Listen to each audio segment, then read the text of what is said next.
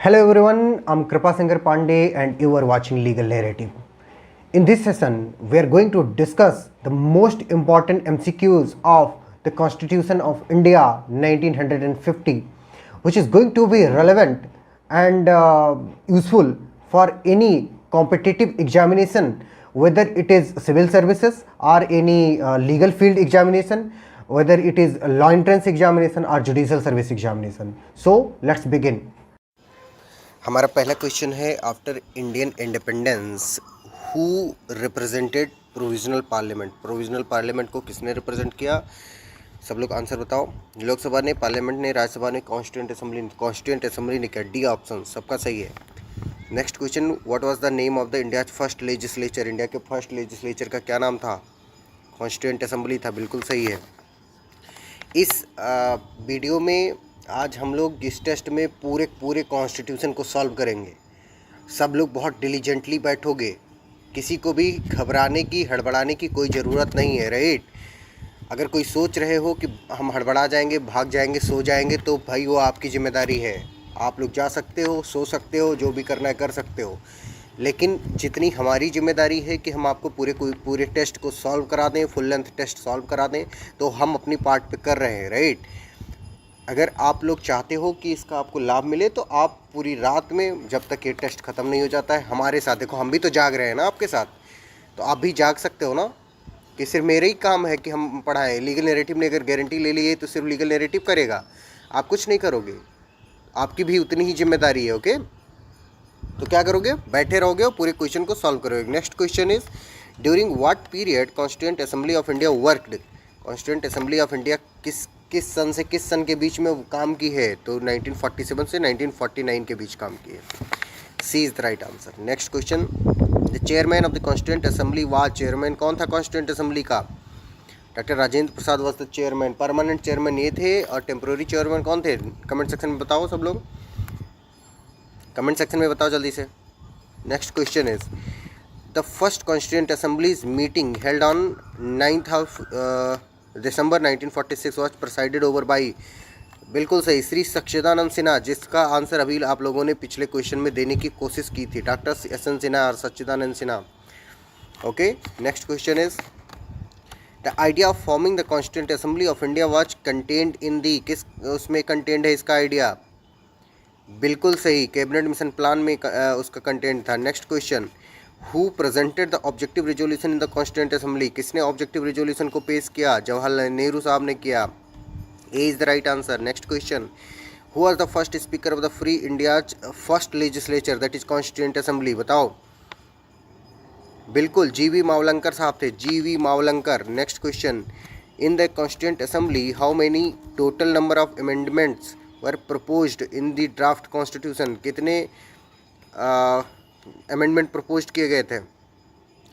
बिल्कुल सही, 7365, approximately 7365 amendment propose किए गए थे, जिसमें से नियर अबाउट 2500 अमेंडमेंट को एक्चुअल में डिबेट भी किया गया था, okay. Next question is, how many articles and schedules, इसको स्केड्यूल भी कई लोग पढ़ते हैं, were in the first draft constitution presented by the drafting committee to the constituent assembly. कितने? बिल्कुल सही, बिल्कुल सही आंसर है सबका, 240 clauses and 13 schedules, okay. C is the right answer. Next question, in the final form of the constitution adopted by the constituent assembly how many articles and schedules were there. कितने schedule and article final draft में थे? बिल्कुल सही, 395 articles and 8th schedule. D is the right answer. Next question, What was the basis of constituting the Constituent Assembly of India? Constituent Assembly of India क्यों बनाई गई? उसका basis क्या था, मतलब किस एक्ट के या किस प्लान के अंतर्गत बनाई गई? बिल्कुल, कैबिनेट मिशन प्लान के अंतर्गत बनाई गई। Next question is, when was the first meeting of the constituent assembly held. Constituent assembly की फर्स्ट मीटिंग कब हेल्ड की गई?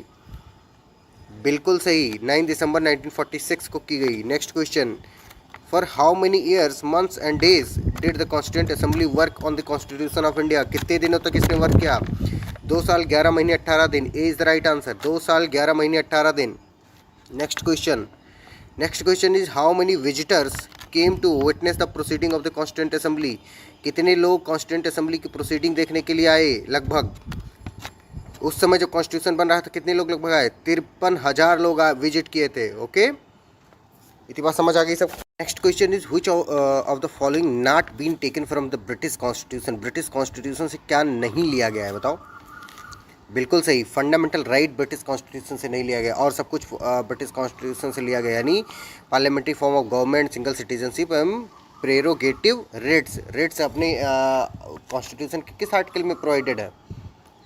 बिल्कुल सही, article 32 and article 226 of the constitution of India talks about the rates. Next question, under article 21 of the Indian Constitution, the words procedure established by law are taken from the constitution of which of the following country? किस country से लिया गया है procedure established by law? बिल्कुल Japan से लिया गया है। प्रोसीजर established by law कहाँ से लिया गया है? जापान से लिया गया है। Okay, next question is fundamental rights was borrowed from. Fundamental rights कहाँ से बोरो किए गए हैं? बिल्कुल सही, यूएस के कॉन्स्टिट्यूशन से बोरो किए गए हैं। Next question is the concept of judicial review in India is inspired by the constitution of. कहाँ के कॉन्स्टिट्यूशन से इंस्पायर्ड है? यूएसए के कॉन्स्टिट्यूशन से। बिल्कुल सही। Next question, the concept of equal protection of laws enshrined under article 14 of the Indian constitution finds its roots from. Equal protection of laws कहाँ से लिया गया है? एक तरह से equal protection of the law American constitution से लिया गया। इक्वलिटी बिफोर लॉ कहाँ से लिया गया है? Equality before law British constitution से लिया गया। Okay, next question is our constitution borrowed the feature of concurrent list from the constitution of which country? किस कंट्री के कॉन्स्टिट्यूशन से कंकरेंट लिस्ट का प्रोविजन लिया गया है बताओ? बिल्कुल, ऑस्ट्रेलिया के कॉन्स्टिट्यूशन से। Next question is in our constitution the concept of liberty, equality and fraternity is taken from the constitution of which country? किस कंट्री से ये कॉन्सेप्ट लिए गए हैं? फ्रांस से लिए गए। C is the right answer, France से लिए गए हैं। Next question, Indian constitution borrowed directive principle of state policy from the constitution of which country? किस कंट्री से लिए गए हैं? बिल्कुल सही, आयरलैंड से डीपीएसपी को लिया गया है। Next question, the concept of judicial review is adopted by the framers of the Indian constitution from the constitution of which country? Judicial review का प्रोविजन कहाँ से लिया गया है? यूनाइटेड स्टेट ऑफ अमेरिका से लिया गया है। मैडबरी वर्सेस मेडिसन वर्सेस मैकबेरी का केस ऐसे करके कुछ था, एग्जैक्टली मुझे याद नहीं आ रहा है। Okay, next question is out of the following which countries constitution influenced India to adopt concept of Westminster system of rule making and rule of law? Britain की जिधर इसका क्या नाम, उसका प्राइम मिनिस्टर की ऑफिस होती है उसको क्या कहते हैं? वेस्टमिंस्टर फॉर्म ऑफ गवर्नमेंट कहते हैं। Next question, the fundamental right and the concept of judicial review included in our constitution which countries constitution से लिया गया है? ये बताओ? यूएसए से लिया गया है। यूएसए से लिया गया है। Next question, the concept of single citizenship is adopted in India from the constitution of which country? किस कंट्री से लिया गया है सिंगल सिटीजनशिप? बिल्कुल सही, यूके की, यूनाइटेड किंगडम यानी ब्रिटेन यानी इंग्लैंड से लिया गया। Next question, the emergency provision in Indian constitution are taken from the constitution of which country? किस कंट्री के से लिया गया इमरजेंसी प्रोविजन? जर्मनी से लिया गया। Next question, in India constitution the idea of a union of state in the Indian constitution has been derived from. कहाँ से डिराइव किया गया यूनियन ऑफ स्टेट? बिल्कुल सही, कैनेडियन कॉन्स्टिट्यूशन से डिराइव किया गया है। कैनेडियन कॉन्स्टिट्यूशन से the word union of state को डिराइव किया गया है। Next question, which of the following not been taken from the British constitution? British constitution से क्या नहीं बोरो किया गया है बताओ? रूल ऑफ लॉ नहीं बोरो किया गया है, कि कैबिनेट सिस्टम नहीं बोरो किया गया है, कि बाई कैमरलिज्म नहीं बोरो किया गया है? बिल्कुल सही, D is the right answer. Speaker of the Lok Sabha की सीट या पोजीशन कहाँ से बोरो नहीं की गई है? ब्रिटेन से बोरो नहीं की गई है। Right, D is the right answer. Next question is which act gave recognition to the portfolio system introduced by the Lord Canning in 1859? बताओ? बिल्कुल सही, इंडियन काउंसिल एक्ट 1861 ने पोर्टफोलियो सिस्टम को क्या कर दिया? रिकॉग्निशन दे दिया पोर्टफोलियो सिस्टम को। Okay, next question is which act signed by B.R. Ambedkar on behalf of the depressed classes in September 1932 abandoned the demand for separate electorate for the depressed classes? कौन सा act था? Act था, Poona pact था। Poona pact. Next, इसमें which act नहीं, which pact question पूछा जाना चाहिए था, sorry, spelling mistake on our behalf. Okay, next question, the Indian independence act 1947 came into force. बताओ, इसका आंसर मैं अभी कुछ देर बाद बताऊंगा। The Indian independence act 1947 came into force, कब फोर्स में आया? 14 अगस्त 1947 को आया, कि 3 जुलाई 1947 को आया, कि 18 जुलाई 1947 को आया, कि 26 जुलाई 1947 को आया? हाँ, करो आंसर सब लोग। A is the right answer, A is the right answer. 18 जुलाई 1947 को आया। The Indian independence act 1947 came into force on 18th of July 1947। Next question, dyarchy was established in India by which of the following. Dyarchy को India में establish किया गया किस act के द्वारा? Government of India act 1919, government of India act 1919 के तहत इसको क्या किया गया है? इस्टेब्लिश किया गया। Next question, which one of the following acts made the central legislature bicameral, that is council of state and the legislative assembly. किसने बनाया इसको? The government of India act 1919 ने बनाया। The government of India act 1919 ने। Next question, during the British period under which act election was introduced in India. Election India में कब introduce किया गया? बिल्कुल सही, द इंडियन काउंसिल एक्ट 1919। इसी में सेपरेट इलेक्टोरेट भी दिया गया था। ओके, सेपरेट इलेक्टोरेट भी दिया गया था। मार्ले मिंटो रिफॉर्म भी इसको कहते हैं, मार्ले मिंटो रिफॉर्म भी कहते हैं। Okay, next question, during the British rule which community got separate representation from which act. बताओ। बिल्कुल, Muslim community. Indian council act 1909, अभी मैंने बताया था कि सेपरेट इलेक्टोरेट का प्रोविजन किसने किया? 1909 वाले एक्ट ने किया। Next question, for the first time British parliament enacted which laws for the British government to govern in India. सबसे पहले ब्रिटिश पार्लियामेंट ने कौन सा एक्ट इनेक्ट किया? गवर्नमेंट ऑफ इंडिया एक्ट 1858 को किया। ओके, डायरेक्ट ब्रिटिश का गवर्नमेंट का राज्य स्थापित हो गया। इसके पहले किसका राज्य स्थापित था इंडिया में? इसके पहले इंडिया में ब्रिटिश उसका ईस्ट इंडिया कंपनी का राज्य था। Okay, next question is, in India in the government of India act 1935 federal list contain which kind of subjects. Federal list किस तरह के सब्जेक्ट को कंटेन करती थी? External affair, currency and coinage, naval, military force, census, all of the above. सब कुछ का उसमें कवर करती थी फेडरल लिस्ट में। Next question, in the government of India act 1935 the provincial list included which kind of subjects. Provincial list में कौन कौन से टाइप के सब्जेक्ट आते थे? All of the above. Police, provincial public service commission, education, सब आते थे, all of the above. Okay, आ रही बात समझ सबको? सब लोग टेस्ट में सो तो नहीं रहे हो कोई भी? कौन कौन नहीं सो रहा है? बताओ, कोई इमोजी भेजो देखें। सॉल्व करेंगे अपने प्रियम्बल से question. Okay, which part of the constitution reflect the mind and ideals of the framers of the constitution. कौन सा पार्ट प्रियम्बल करता है? Next question, preamble of Indian constitution name और कंट्री एज। इंडिया इसका इसका मतलब अपने देश का नाम प्रियम्बल क्या बताता है? इंडिया बताता है। कहता है ना we the people of India, ये नहीं कहता we the people of Bharat. ठीक है, next question, the language of the preamble of the Indian constitution is taken from the constitution of which country. कहाँ से लिया गया है? ऑस्ट्रेलिया से लिया गया है, बिल्कुल सही। Next question, which of the following word has not been written in the preamble of the Indian constitution. कौन सा वर्ड नहीं लिखा गया है?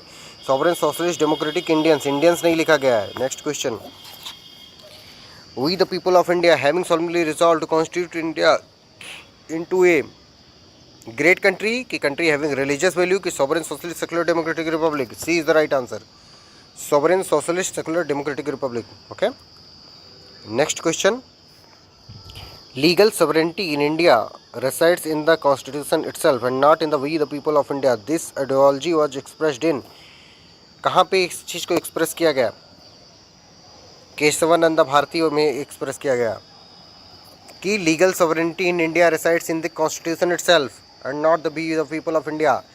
एक क्लास पढ़ाते टाइम हमने पूछा भी था कि सॉवरेनिटी किस में रिसाइड करती है, तो कुछ लोग बोले थे कि पीपल में करती है, कुछ लोग बोले थे तो नहीं, किस में करती है? कॉन्स्टिट्यूशन इटसेल्फ में करती है। किस केस में बोला गया बात? सुप्रीम कोर्ट के द्वारा, Kesavananda Bharati versus state of Kerala में बोला गया। Next question, the constitution of India secures to all citizen, क्या क्या सिक्योर करता है? Justice and equality, liberty, fraternity, all of the above. तो ऑल ऑफ द अबव करता है, जस्टिस भी करता है, इक्वलिटी भी, लिबर्टी भी, फ्रेटर्निटी भी। Next question, which of the following statements is incorrect? कौन सा स्टेटमेंट इनकरेक्ट है?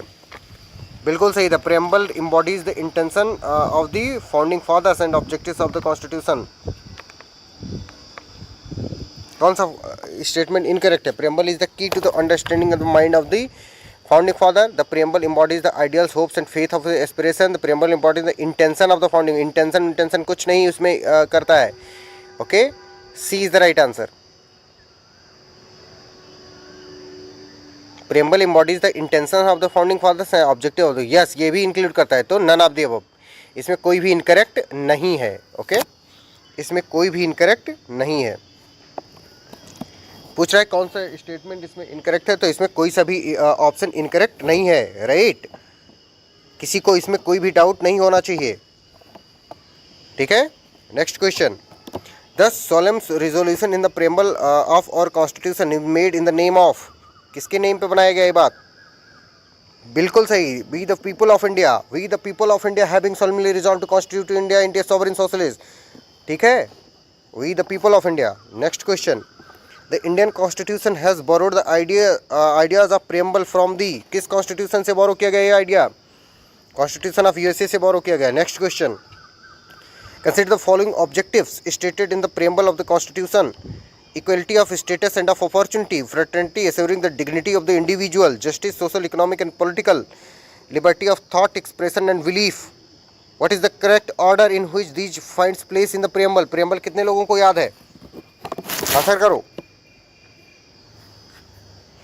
बहुत कम लोगों को याद है।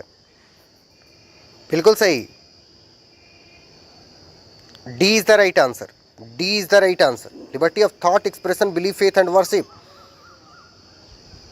फिर पहले है justice, social, economic and political, फिर liberty of thought, expression, belief, faith and worship, फिर equality of status and of opportunity, फिर fraternity, assuring the dignity of the individual, right.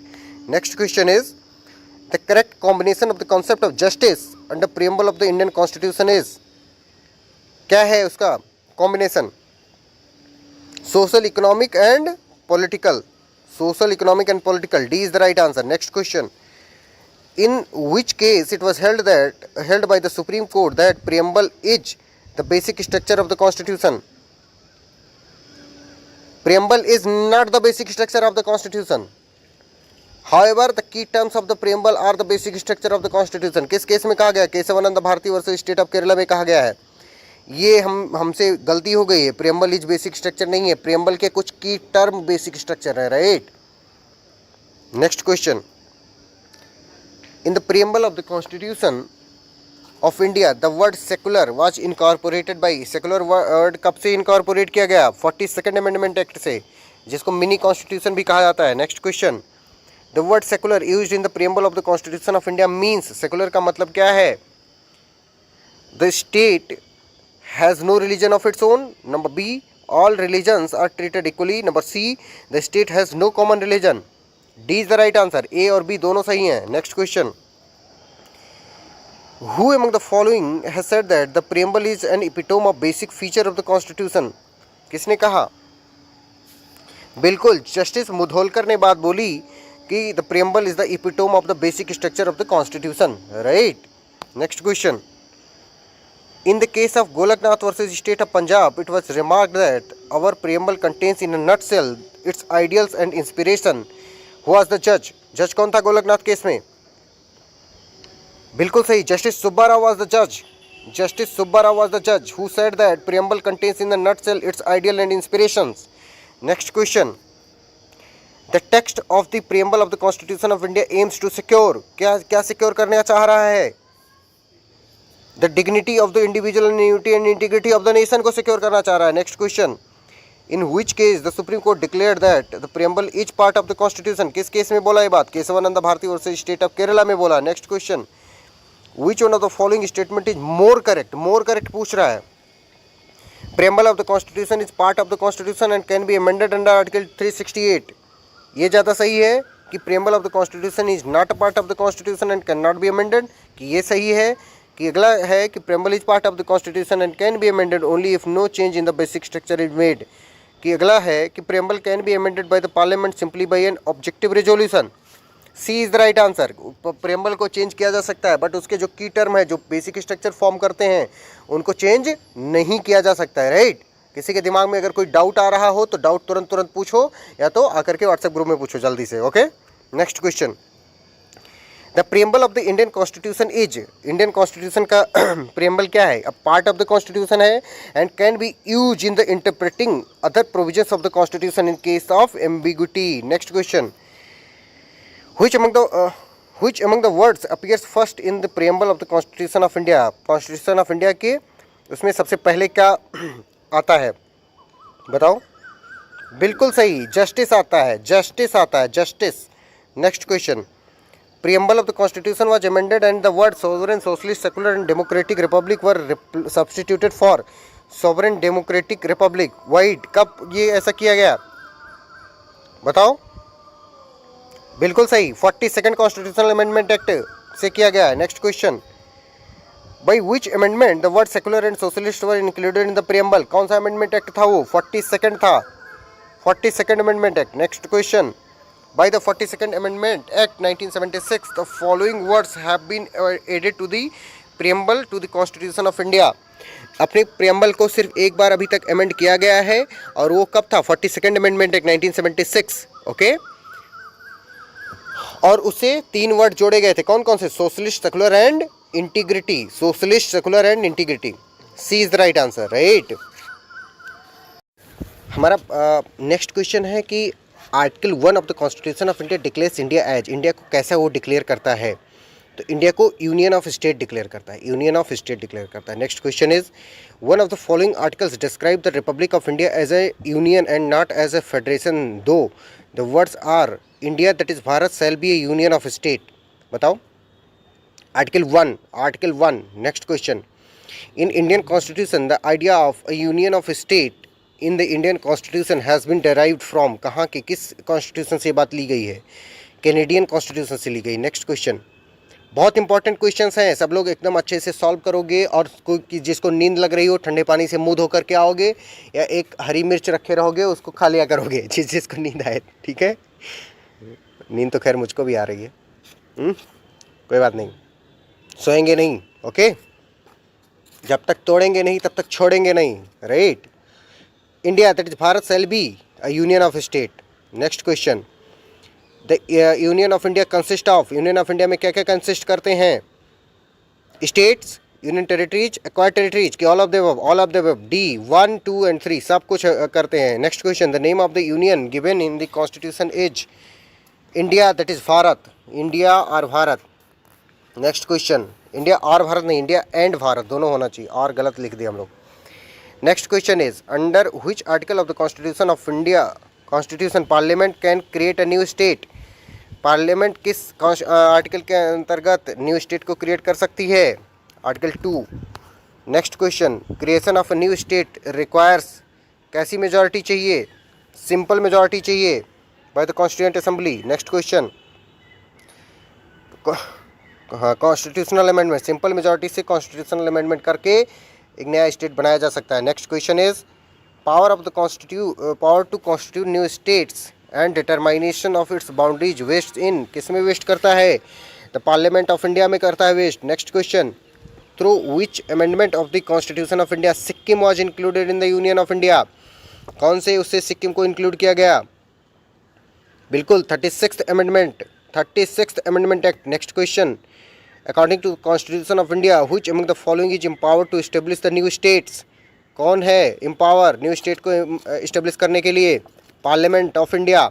The parliament of India is empowered to establish a new state, right. अगला question हमारा which one of the following is not the way of termination of citizenship? कौन सा नहीं है? Tour journey of another state for few months. अगर आप tour journey के लिए किसी स्टेट में जाओगे तो आपकी जो सिटीजनशिप वो टर्मिनेट नहीं हो जाएगी, लेकिन बाय रेनंसिएशन से हो सकती है, बाय एक्विजिशन से हो सकती है, बाय डेप्रिवेशन से हो सकती है, right. Next question is who is not a citizen by domicile? कौन सिटीजन बाय डोमिसाइल नहीं है? बिल्कुल, those who have been ordinarily residing in the territory of India after commencement of the constitution of India due to his work in India, C is the right answer. Next question, can a juristic person acquire citizenship under part 2 of the constitution of India? The answer is no. सिर्फ living person पे apply होता है citizenship का concept. Okay, next question, the system of dual citizenship with in the country exist in, किस country में exist करता है? USA में एग्जिस्ट करता है, इंडिया में नहीं करता, यूके में नहीं करता, फ्रांस में नहीं करता। Next question, dual citizenship is a feature of, कैसी उसका फीचर है? फेडरल गवर्नमेंट का फीचर है, फेडरल पॉलिटी का फीचर है dual citizenship. India is also federal polity, however we have not adopted the dual citizenship, we have adopted single citizenship only. Okay, next question is which article of the constitution of India, which article of the constitution of India prescribes that a person who voluntarily acquires the citizenship of a foreign state shall not be a citizen of India? कौन सा article कहता है? Article 9 कहता है। Next question, which part of the constitution defines the various categories of Indian citizens at the commencement of the constitution? बिल्कुल, part 2।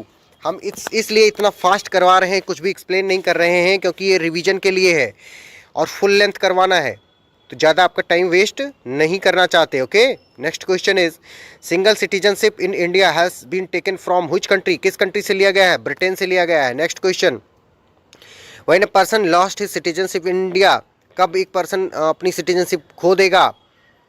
बताओ। When he acquires foreign citizenship, when he renounces the citizenship, when government deprives citizenship for some reason, कि all of the above, all of the above. Next question, dual citizenship is accepted by which country, किस country के द्वारा dual citizenship accept किया जाता है? USA के द्वारा।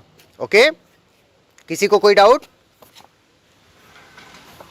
बिल्कुल सही, बहुत अच्छे मेरे प्यारे बच्चों।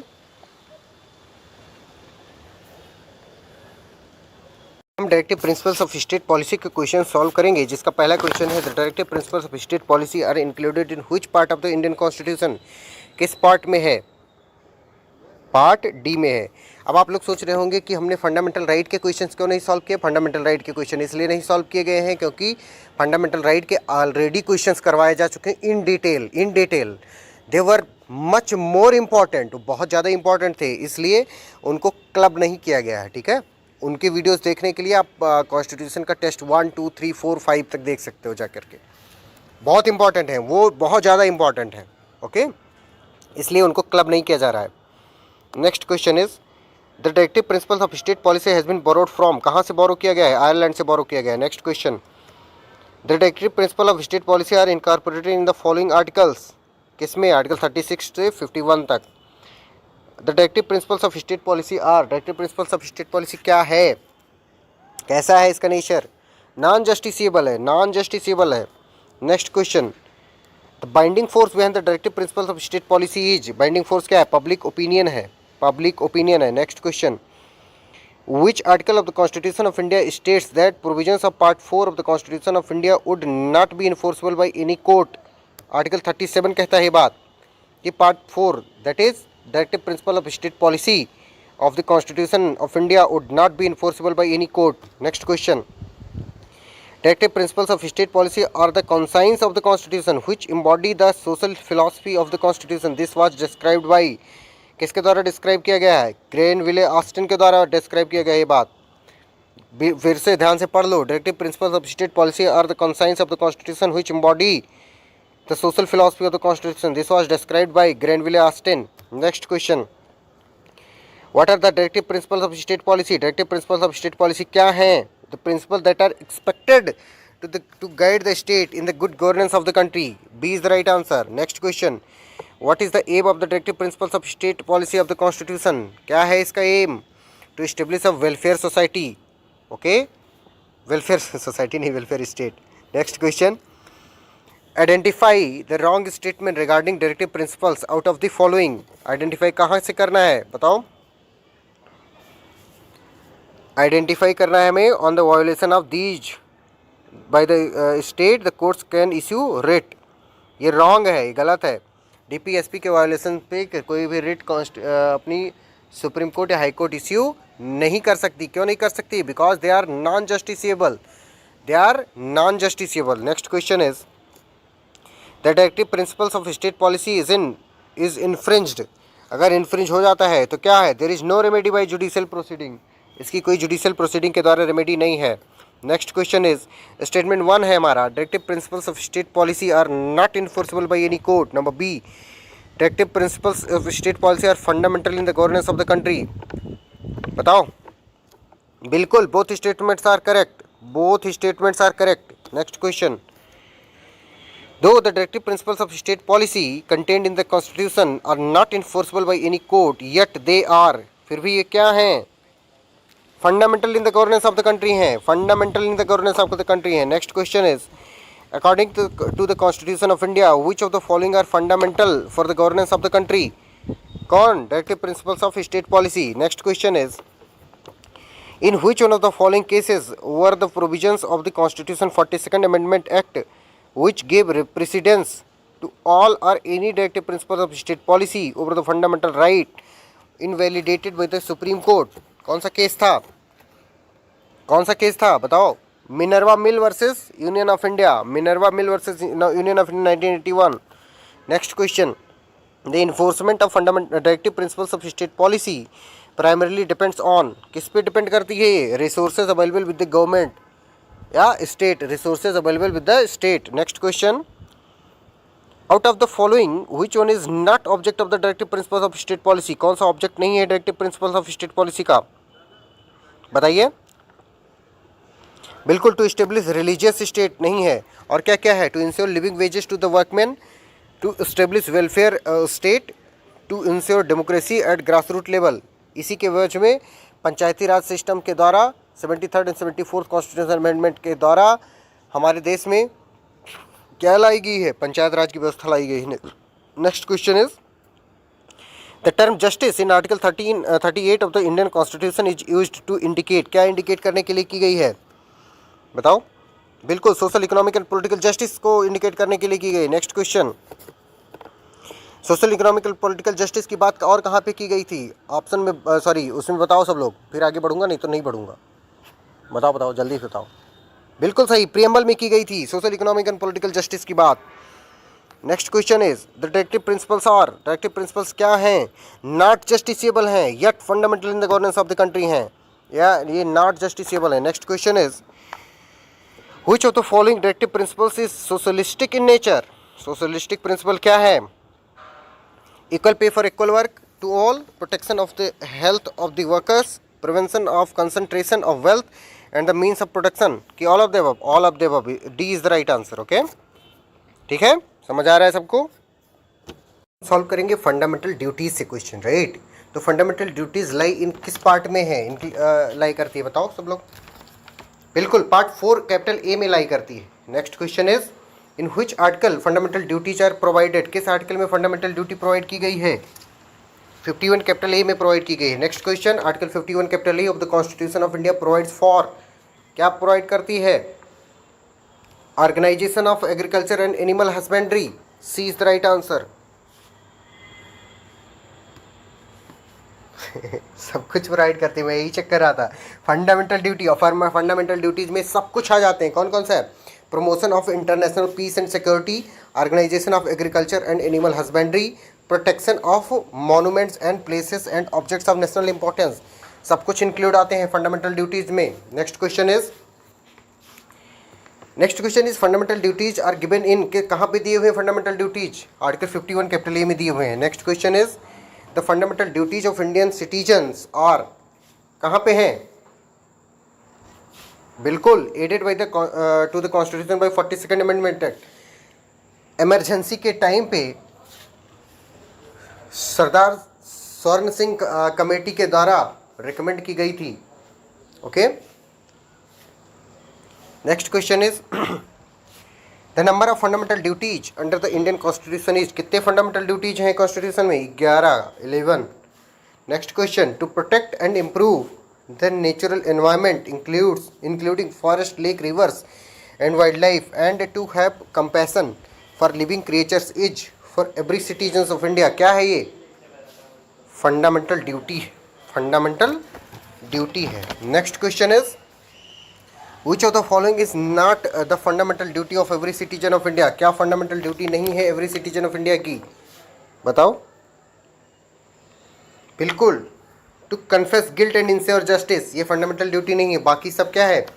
फंडामेंटल ड्यूटी है। Next question is which one of the following is not a fundamental duty? क्या फंडामेंटल ड्यूटी नहीं है? बताओ। बिल्कुल, to promote Indian culture is not a fundamental duty. To protect sovereignty है, टू डिफेंड कंट्री है, to respect national anthem fundamental duty है, but to promote Indian culture ये नहीं है। Next question is which one of these is not a fundamental duty? इनमें से कौन सा फंडामेंटल ड्यूटी नहीं है? बताओ। बिल्कुल, to promote international peace is not a fundamental duty. Next question is which of the following duties have been prescribed for the citizens? Citizens के लिए कौन सी फंडामेंटल ड्यूटी को प्रोवाइड किया गया है? To develop scientific temper, to preserve rich heritage of our composite culture, to organise village panchayat, to minimize inequalities in income, to secure the uniform civil code, to defend to country। बिल्कुल सही, 1, 2 and 6 है। to develop scientific temper, to preserve rich heritage and our composite culture, and to defend the country। C is the right answer। okay, next question is protection of lakes is an objective expressly stated in which one of the following? कहाँ पे इसको expressly mention किया गया? Fundamental duties में mention किया गया, fundamental duties में mention किया गया। Next question is respect for the national flag and the national anthem is? बताओ। नेशनल फ्लैग और नेशनल एंथम के लिए क्या है? बिल्कुल, fundamental duty of every citizen है, fundamental duty of every citizen है। B is the right answer. Okay मेरे प्यारे प्यारे बच्चों, अगला क्वेश्चन हमारा अब ये प्रेसिडेंट से डील करेगा। The executive power of Indian is vested in? Executive power union की किस में वेस्ट है? द प्रेसिडेंट ऑफ इंडिया में वेस्ट है। Next question is executive power of union किस में है? बताओ। Is required to be made and executed in the name of president. B is the right answer. B is the right answer. The executive power of the union is required to be made and executed in the name of the president.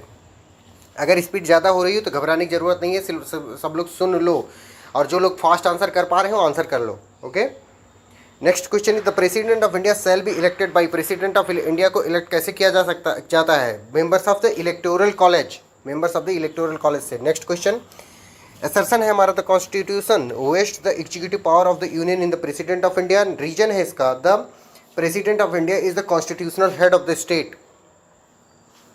बिल्कुल, तो अब इसमें हमने आपको tips and tricks वाले class में सिखाया था कि कैसे यूज करोगे। तो मोस्टली क्या होते हैं, ए और बी में से ही सही होते हैं असर्शन और रीजन वाले में। ए और बी मतलब जिसमें ये होता है कि both A and R true and R is the false, R is the correct explanation of A, ऐसा करके ये वाले सही होते हैं। ठीक है, तो चेक करते हैं फिर से। असर्शन है हमारा, the constitution vest the executive power of the union in the president of India. Yes, this is correct. Next is the president of India is the constitutional head of the state। this is also correct। okay, तो क्या हो जाएगा? both A and R true and R is the correct explanation of A। okay, A is the right answer। next question is supreme commander of the Indian armed forces is? supreme commander कौन है? the president of India है, याद रखना सब लोग। supreme commander कौन? तो president of India। next question the executive power of the union government is vested in the president of India। the president shall exercise these powers।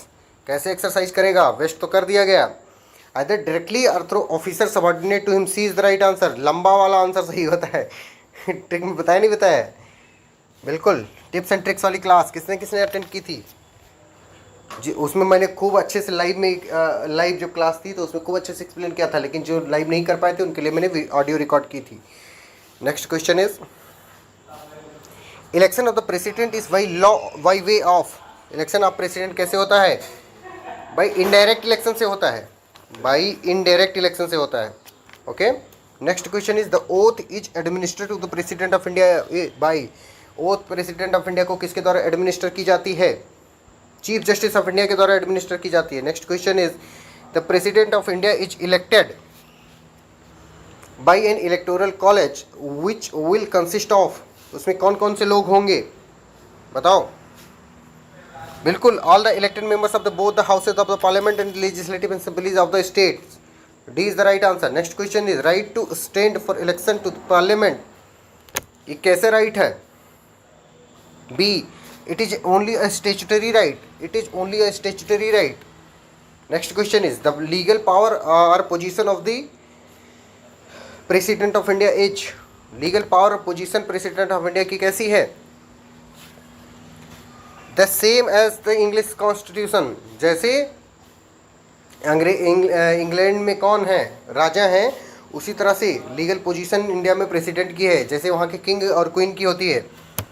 Next question is the president of India nominates, president of India किन किन को nominate करता है? बिल्कुल all of the above को करता है, chief election commissioner of India को करता है, चीफ जस्टिस ऑफ इंडिया को करता है एंड कैग को करता है। हम अपने इस टेस्ट के लास्ट सेक्शन में हम कंट्रोलर एंड ऑडिटर जनरल से रिलेटेड क्वेश्चन को अभी डिस्कस करने वाले हैं आपके साथ, ठीक है? कंट्रोलर एंड ऑडिटर जनरल, उससे बाहर क्वेश्चन नहीं पूछे जाएंगे, ओके? अटॉर्नी जनरल भी डिस्कस करेंगे, एडवोकेट जनरल भी डिस्कस करेंगे, मतलब पूरा कंप्लीट कॉन्स्टिट्यूशन ही डिस्कस कर लेंगे आज आपके साथ। नेक्स्ट क्वेश्चन इज कि the president of India is supreme commander of the defence forces of the union and executive head of the union, D is the right answer, okay? Next question is the constitution of India vest vast powers in the president, these powers and functions make him, कैसे बनाता है इनको? In nominal constitutional head, सारी power दे दी गई, लेकिन ये पावर एक्सरसाइज कैसे करेंगे? On the aid and advice of the council of minister headed by prime minister. इसलिए ये क्या है?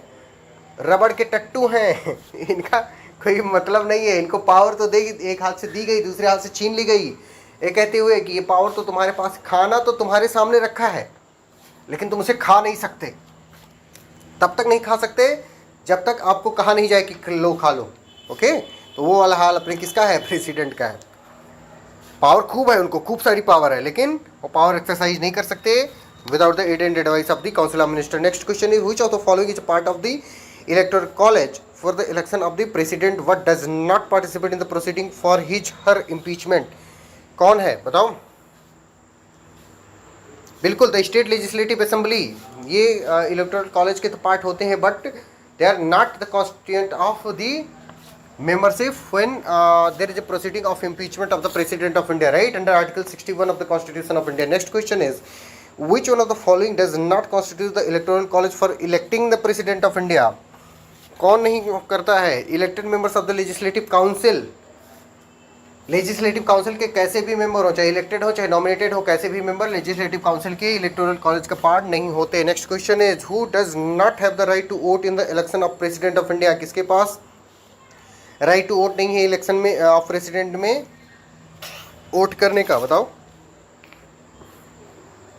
बिल्कुल the president's nominee in the Rajya Sabha के पास कोई भी राइट टू वोट नहीं है। Next question is match list 1 with list 2 by using the course given below, list 1 को लिस्ट 2 से मैच कराना है, बताओ? President of India is a formal head of the government of India, किस article में बात बताई गई है, किस केस में बात बोली गई है? बोलो बोलो। बिल्कुल Shamsher Singh versus state of Punjab case में बोला गया है कि president is the formal head of the government of India. Actual executive power of the union is with the council of ministers, किस केस में बात बोली गई? यूएनआर राव वर्सेज इंदिरा गांधी के केस में बोली गई। Presidential election disputes are decided by the supreme court, किस आर्टिकल में बोली गई है ये बात? आर्टिकल 71 में बोली गई है। President is a part of the parliament, किस आर्टिकल में बोली गई है बात? 79 में बोली गई है, ओके? तो अगर देखो ध्यान से सुनो आप लोग, अगर हमें ये बात पता होती बेटा कि president is a part of the parliament, तो ये किस में होता है? 79 में होता है, और यानी डी को 3 से मैच कराते हैं। डी को 3 से किस किस ऑप्शन में मैच कराया गया है? ए और सी में मैच कराया गया है, यानी बी और डी एलिमिनेट हो जाते। और हमने एक चीज़ और रट्टा मार रखी है कि presidential election disputes are decided by the supreme court, ये किस उसमें है? तो वो 71 में है। तो हम किस पे पहुंच जाते? सी को किससे मैच करा देते? 4 को। जैसे ही हम सी को 4 से मैच कराते तो हमारे पास सिंगल ऑप्शन बचता, ए आंसर। अगर हमें ये 2 केस लॉ नहीं भी पता होते तो भी आप लोग आंसर पे पहुंच जाते कि नहीं पहुंच जाते? लाइव क्लास में हमने पढ़ाते टाइम बताया था कि आयुषी मिश्रा नाम की ट्रिक बताया था, नहीं बताया था? तो उसमें आयुषी मिश्रा जी ने हमसे लाइव क्लास में पूछा था कि सर ये बताइए कि जो मैच द फॉलोइंग वाले होते हैं उनको आप कैसे सॉल्व करोगे। उस टाइम पे मैंने इस ट्रिक को बहुत डिटेल में बताया था, राइट। और हमने उस क्लास में आयुषी मिश्रा ट्रिक नाम दे दिया था उसको। और आयुषी मिश्रा जी शायद ऑफेंड भी नहीं हुई थी। क्या हुई थी Ayushi Mishra ji offend? Okay, next question is the method of proportional representation is adopted in the election of proportional representation किस उसमें अडॉप्ट किया गया, बोलो। बिल्कुल, द प्रेसिडेंट ऑफ इंडिया में, प्रेसिडेंट ऑफ इंडिया में। Okay, next question is the term of office of president of India is, president of India का term कितना होता है, बताओ।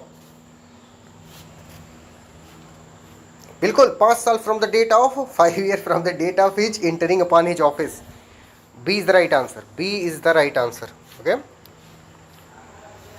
अब हम डील करेंगे द पार्लियामेंट से। Under article 79 of the constitution of India the parliament for the union consist of, कौन कौन लोग आएंगे पार्लियामेंट में? Lok Sabha, Rajya Sabha and president. Lok Sabha, Rajya Sabha and president. C is the right answer.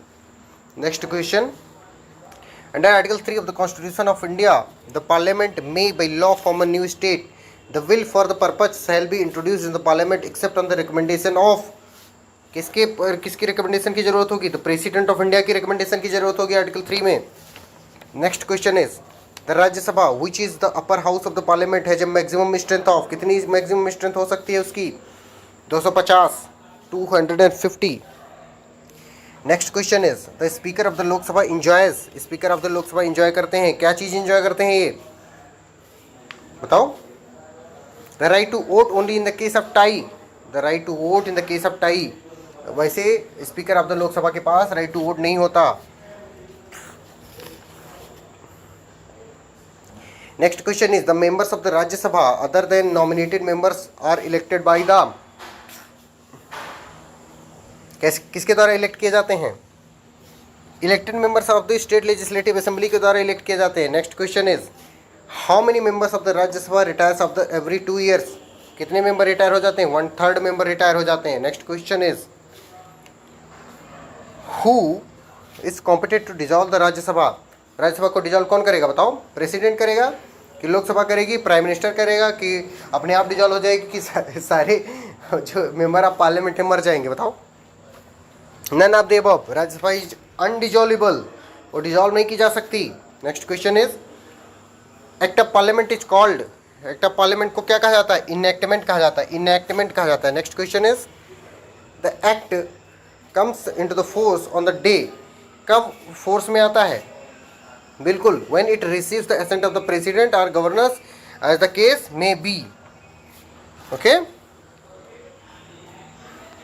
Next question is in case of repugnancy between, किसके बीच में? Between the law made by the parliament and the law made by the state legislature which with respect to any matters इनुमरेटेड in the concurrent list, बताओ?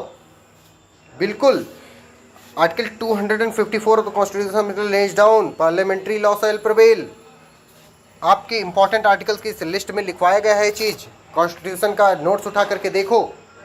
Next question is joint session of the parliament was summoned by, किसके द्वारा joint session बुलाया जाता है? President of India to pass joint session किसके बाद? Dowry prohibition act, banking services commission act, prevention of terrorism act, सबके लिए joint sitting बुलाई गई थी, all of the above. Next question is there is a provision for establishing tribunals by the parliament under which article of the constitution of India, किस article of constitution of India में tribunal को establish करने की बात की गई है? तो आर्टिकल कौन कौन से हैं? Article 323 capital A and 323 capital B is the right answer, B is the right answer. Okay, अब हम सुप्रीम कोर्ट से रिलेटेड क्वेश्चंस को डील करेंगे। पहला क्वेश्चन है हमारा the supreme court was established in, किस साल में सुप्रीम कोर्ट को एस्टेब्लिश किया गया? तो वो था 1950। Next question is supreme court of India has been establish under which article? 124, article 124 of constitution of India talks about establishment of supreme court. Next question is for being appointed as जज of supreme court a person should have practised as an advocate in the high court for, कितने साल तक उसको practice किया होना चाहिए? 10 साल। Next question is यतो धर्मस ततो जया इज द मोटो ऑफ, किसका मोटो है ये? बिल्कुल सही, सुप्रीम कोर्ट ऑफ इंडिया का मोटो है। और LIC का कोई मोटो बताओ? योग क्षेमम वहम व्यहम है, वो योग क्षेमम वहम व्यहम। नेक्स्ट क्वेश्चन इज द जजेस of the supreme court takes an oath conducted by, किसके द्वारा जजेस ऑफ सुप्रीम कोर्ट को ओथ दिलाई जाती है?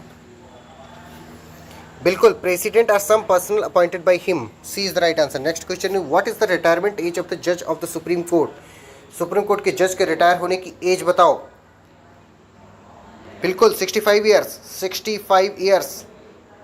Next question is which one of the following is not an essential condition for appointment as a जज of the supreme court? क्या essential condition नहीं है? Must be complete 35 years. आप कोई भी एज की रेस्ट्रिक्शन नहीं है बाबू, कोई भी रेस्ट्रिक्शन नहीं है। Next question, when the chief justice of India is appointed by the president he is required to consult, किसके साथ इसको कंसल्टेशन करनी होगी जब president chief justice of India को अपॉइंट कर रहा होगा? बताओ। बिल्कुल, सच ऑफ द जजेस of the supreme court and high court as he deems necessary, as the president deems necessary, उतने जजों से कंसल्ट करेगा। Next question is who gives oath of office and secretary to chief justice of the supreme court, कौन दिलाता है? बिल्कुल, the president of India दिलाता है। Next question, in which of the following countries the supreme court जजेस are appointed for the life tenure terminating upon death, resignation और conviction? बताओ। USA, united states of America. Next question is जजेस of the supreme court other than the chief justice of supreme court are appointed by, किसके द्वारा appoint किए जाते हैं other जजेस? बिल्कुल, president of India in consultation with chief justice of India.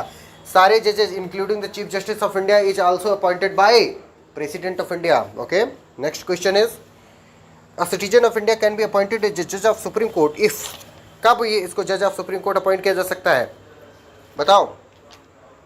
बिल्कुल, he is in the opinion of the president distinguished jurist. Next question is about Indian supreme court which of the following statement is false, कौन सा statement false है? बिल्कुल सही, supreme court consist of 31 जजेस at present, इस समय 34 जजेस हैं। इस समय कितने जजेस हैं? 34 जजेस हैं। Next question is the current sanctioned strength of the जजेस including the chief justice of India in the supreme court of India as कितने सैंक्शनड स्ट्रेंथ है? 34। Next question is a professor of university who is an eminent jurist is eligible to be appointed as जज of, बताओ, supreme court कि both supreme court and high court, कि neither in supreme court nor in high court, कि supreme court? Only supreme court. High court के में imminent jurist को appoint नहीं किया जा सकता, सिर्फ कहाँ किया जा सकता है? सुप्रीम कोर्ट में किया जा सकता है। इमिनेंट ज्यूरिस्ट के अपॉइंटमेंट का प्रोविजन हाई कोर्ट में नहीं किया गया था। Next question is an eminent jurist can be appointed as a जज मेंबर ऑफ, कहाँ का? Only the supreme court. Next question is जज of a supreme court may resign his office by writing a letter to, किसको लिखेगा ये बात? To the president of India को लिखेगा। Next question is for removal of a जज of supreme court the special majority resolution required to be passed in each house of parliament is, बताओ, 2/3 of the member present and voting in the house and majority of the total membership of the house, C is the right answer. Next question, the chief justice of supreme court of India can be removed from his office on the basis of, क्या basis होगी उनकी? बिल्कुल, proved misbehaviour and incapacity, proved misbehaviour and incapacity. Next question is the impeachment of the supreme court जज may be made under which of the following article? पहली बात तो ये question ही गलत है, सुप्रीम कोर्ट के जज का इम्पीचमेंट नहीं होता है, उनका सिर्फ रिमूवल होता है। इम्पीचमेंट सिर्फ किसका हो सकता है? इम्पीचमेंट सिर्फ प्रेसिडेंट का हो सकता है। किस आर्टिकल में? Article 61 of the constitution of India. फिर भी एक क्वेश्चन अगर आएगा तो आप क्या आंसर मार्क करोगे? 124 मार्क करोगे, राइट। इमरजेंसी से रिलेटेड क्वेश्चंस को डील करेंगे। पहला क्वेश्चन है हमारा article 352 of the Indian constitution deals with, किससे डील करता है? बिल्कुल सही, प्रोक्लेमेशन ऑफ इमरजेंसी से डील करता है। प्रोक्लेमेशन सिर्फ आर्टिकल 352 में ही हो सकता है इमरजेंसी का, 356 वगैरह का प्रोक्लेमेशन नहीं किया जाता। Next question is how many types of emergencies has been envisaged by the Indian constitution, कितने तरीके की क्या कहते हैं इमरजेंसी बताई गई कॉन्स्टिट्यूशन में? 3 तरीके की, 3। Next question is the provision regarding emergency was adopted in the Indian constitution from, कहाँ से अडॉप्ट की गई हैं?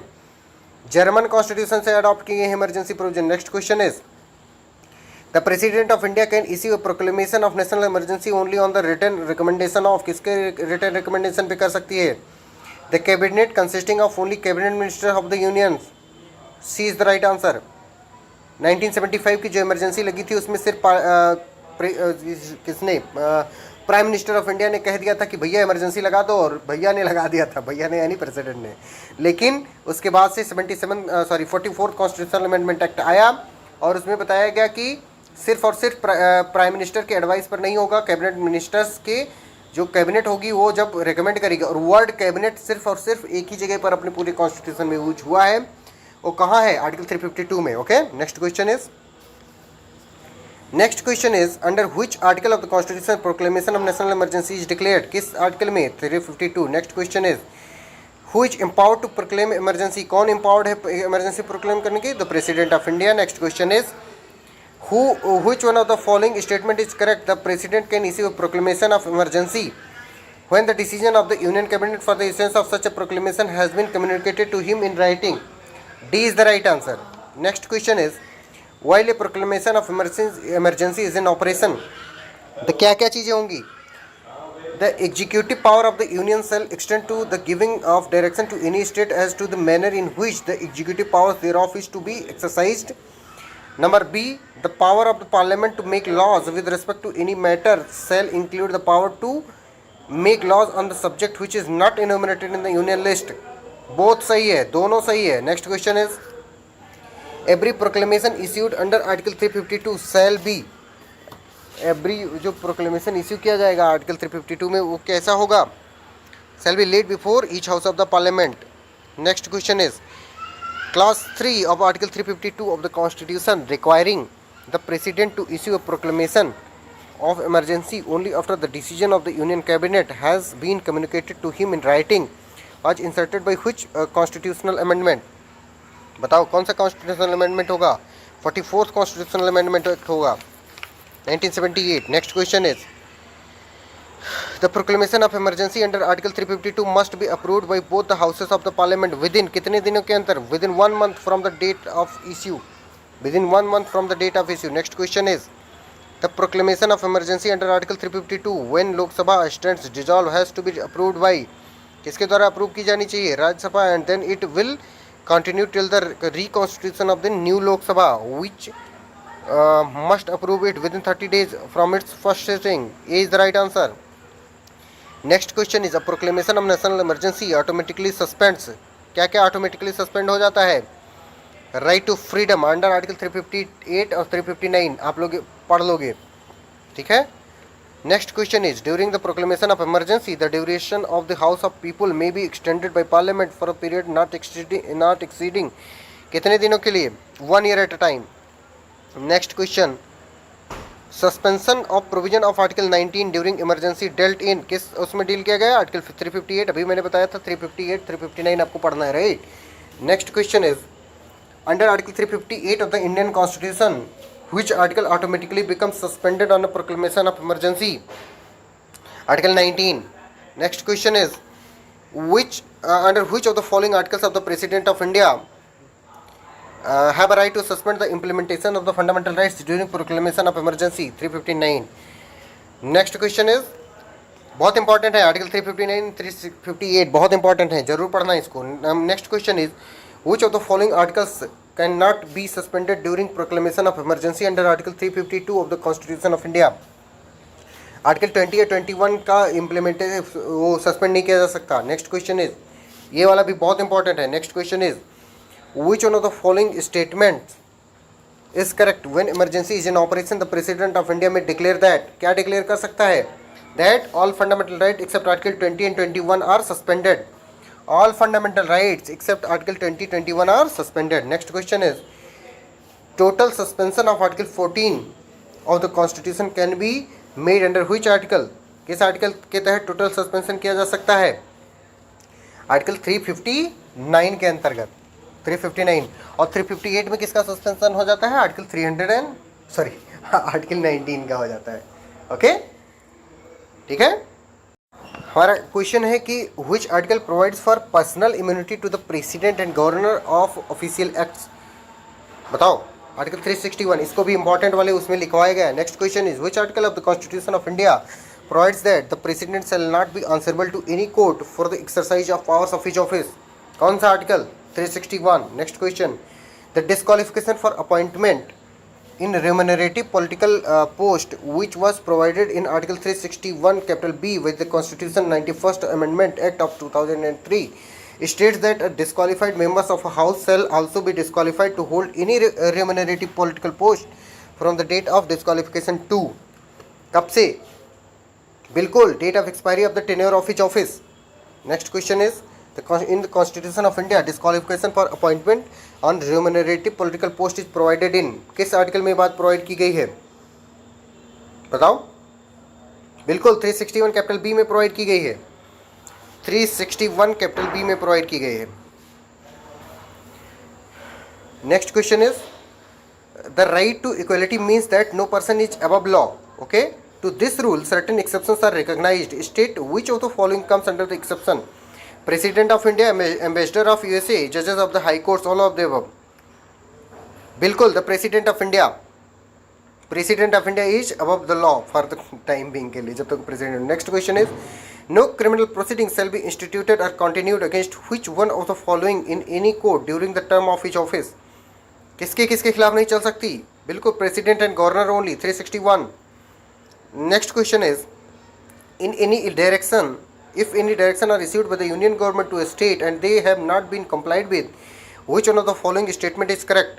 कौन सा statement correct होगा. It shall be presumed that the constitutional machinery in the state had failed as per article 365 बोल रहा हूँ of the constitution of India और उसमें 356 के अंतर्गत आकर के प्रेसिडेंशियल वो लगाया जा सकता है. प्रेसिडेंशियल क्या कहते हैं उसको प्रेसिडेंशियल रूल लगाया जा सकता है. ओके जिसे स्टेट इमरजेंसी भी कहते हैं. Next question is the expression remunerative political post under article 361 capital B of the constitution means उसका क्या मतलब है.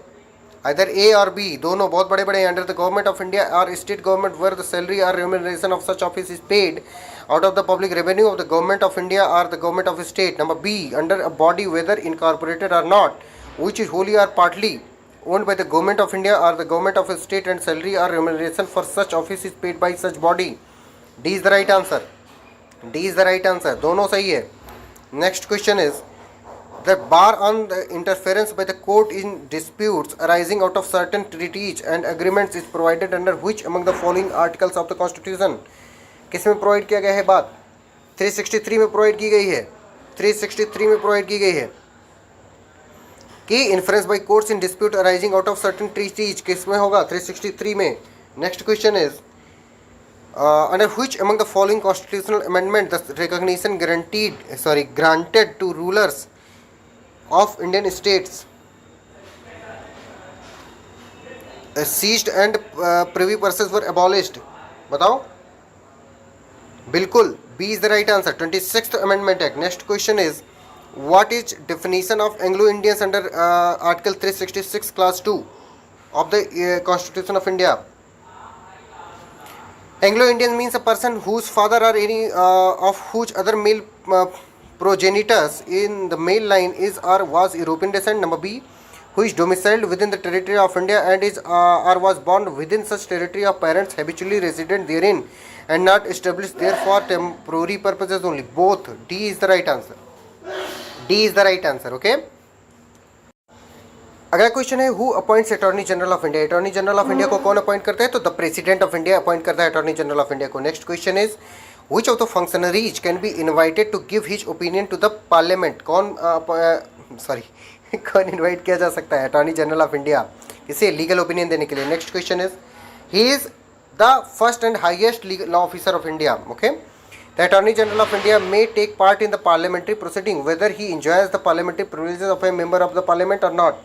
बिल्कुल yes, he enjoys the parliamentary privileges. Next question is a person to be appointed as Attorney General for India he must have to be इसके पास क्या क्या qualification qualified to be being a judge of Supreme Court. Next question is under Indian Constitution in performance of his duties Attorney General for India shall have the right of audience. बताओ बिल्कुल सही in all courts of India किसी भी courts में India के. Next question is attorney general holds office till the pleaser of president. Pleaser of president होता है सिर्फ और किसी का नहीं होता गवर्नर का भी होता है खैर अपॉइंट बट इस केस में प्रेसिडेंट का होगा. Next question is appointment of attorney general of India made under which article of the constitution तो article 76 of the constitution. Next question is the right of audience under the Indian constitution given to attorney general of India in performance of his her duties is right relating to. बताओ. बिल्कुल. Appearance in the courts. Appearance in the court A is the right answer. Next question is under which article of the Indian Constitution the Attorney General has a right to take part and speak in the parliamentary proceeding. बताओ. 88. Article 88 of the Constitution of India provides privileges to whom? Attorney General of India to take part in the parliamentary proceeding and speak. Okay. Next question is which law officer holds the right to speak in both houses of parliament? अभी मैंने बताया Attorney General of India. He is even not the part of the parliament, however he has right to speak except right to vote. He has every right which possessed by the parliamentarians. Okay. चाह रहे हैं अपने controller and auditor general of India से. Number पहला question है हमारा the provision in respect of the controller and auditor general of India are provided under which of the following articles of the constitution. तो किस article में provide किया गया है? आर्टिकल 148 टू 151 में प्रोवाइड किया गया है. Next question is Who among the following is known as the guardian of the public purse? Public purse का guardian कौन है? Comptroller and Auditor General है. Next question is the Comptroller and Auditor General of India is appointed by Comptroller and Auditor General of India को कौन appoint करता है? The President of India appoint करते हैं. Next question is the Comptroller and Auditor General of India acts as the Chief Accountant and Auditor for the. बताओ. The Union and State Government both. अलग अलग ये नहीं कि एक कंट्रोलर ऑडिटर जनरल स्टेट के लिए है एक यूनियन के लिए नहीं, दोनों के लिए सेम ही होते हैं. Next question is what is the term of the appointment of controller auditor general of India? कितने सालों के लिए अपॉइंट किए जा सकते हैं? 6 ईयर और up to the age of 65 year whichever is earlier. C is the right answer. Next question is the controller and auditor general of India shall submit his report relating the accounts of the union to the. किसको submit करेगा अपना ये? बिल्कुल to the president को submit करेगा. Next question is the provision for salary of controller and auditor general of India is made under. किस article में made की गई, इसके बारे में बात की गई? बताओ. बिल्कुल article 148 class 3 of the second schedule of the constitution of India. Article 148 class 3 and second schedule of the constitution of India में कंट्रोलर एंड ऑडिटर जनरल की सैलरी की बात की गई. Next question is the main functions of the controller and auditor general of India relates to. किससे relate करता है? बताओ. Accounts of the union of India के accounts of all state governments only की both only A and B both. Next question is the present salary of the controller auditor general of India as कितनी है? Salary बताओ. 90,000 पर month equivalent to the salary of the जज of the supreme court. Next question is for whom the controller auditor general of India works as a friend philosopher and guide. बताओ. A the public accounts committee के लिए. Next question is given below are two statements one labelled as assertion and another is assertion. Reason वाला question आ गया उसमें. ठीक है. इसमें आप लोग तुक्का लगाओगे जैसे हमने टिप्स आपको ट्रिक सिखाई थी. The salary and condition of the services of controller and auditor general of India can not be varied to his her disadvantage after his her appointment. Reason है the office of the CAG is constitutional office. बिल्कुल both are true and R is the correct explanation of A. Next question is the controller and auditor general of India can be removed from office in like manner and on the like grounds as. कैसे? जैसे supreme court of India के जजेस को हटाया जाता है. Next question is which of the following act suggested the post of controller and auditor general for India are of India? 1900 act of 1919. Act of 1919. Next question is which of the following shall not be eligible for further office under the government of India और government of any state? बताओ. बिल्कुल controller auditor general of India नहीं hold कर सकता next term. Next question is Who among the following suggested the abolition of the office of the Comptroller and Auditor General of India? Controller and auditor general की post को remove करने का, खत्म करने का किसने सजेशन दिया? पाउल एप्पलबाय. एप्पल खाता था इसलिए कहा कि बाय बाय कर जाओ. Next question is state which of the following statements is incorrect. कौन सा स्टेटमेंट इसमें इनकरेक्ट है? बिल्कुल no money by the union and state government can be spent without the prior approval of the controller and auditor general of general. ये गलत है क्योंकि ये कब चेक करता है? जब खर्चा और चेक कर लोगे फिर आकर के कंट्रोलर एंड ऑडिटर जनरल झांकेंगे तुम्हारे खर्चे में कि कहाँ कहाँ खर्चा किए हो. राइट. नेक्स्ट क्वेश्चन इज जब हम कॉन्स्टिट्यूशन पढ़ा रहे होंगे अपने जुडिशरी बैच में तो हम बहुत अच्छे से एक्सप्लेन करेंगे what are the functions of the controller and auditor general of India and everything like that. Okay, the controller and auditor general of India के बारे में हमें बताना है। Shall hold further office in either central और state government after he ceases to hold his office. Okay, तो A is the right answer इसका। A, shall not hold, नहीं होल्ड करेगा। अभी पिछले क्वेश्चन में देखा था हमने। Next question is the administration, ये नेक्स्ट और लास्ट क्वेश्चन है हमारा। आज हमने पूरा कॉन्स्टिट्यूशन डिस्कस कर लिया है। Okay, next question is the administration expenses of the controller and auditor general of India including his salaries allowance and pensions of himself and other staff of his is charge upon. कहाँ पे charge किया जाएगा? Consolidated fund of India पे charge किया जाएगा। Okay, तो thank you so much, आप लोग ने बहुत अटेंटिवली इस टेस्ट को अटेम्प्ट किया है। हमको आप लोगों के पे बहुत ज़्यादा गर्व है और हम आशा करते हैं कि आप लोग ऐसे ही कल के भी फुल लेंथ टेस्ट को अटेम्प्ट करोगे और जो हम लोग फुल लेंथ टेस्ट सारे सब्जेक्ट का इकट्ठे करवाने वाले हैं उसको भी आप बहुत डिलीजेंटली क्या करोगे? अटेम्प्ट करोगे, राइट। तो सब लोग अच्छे से खाना पानी खाना और खूब अच्छे से खुश रहना। किसी को भी डिप्रेशन या एंजाइटी लेने की कोई ज़रूरत नहीं है।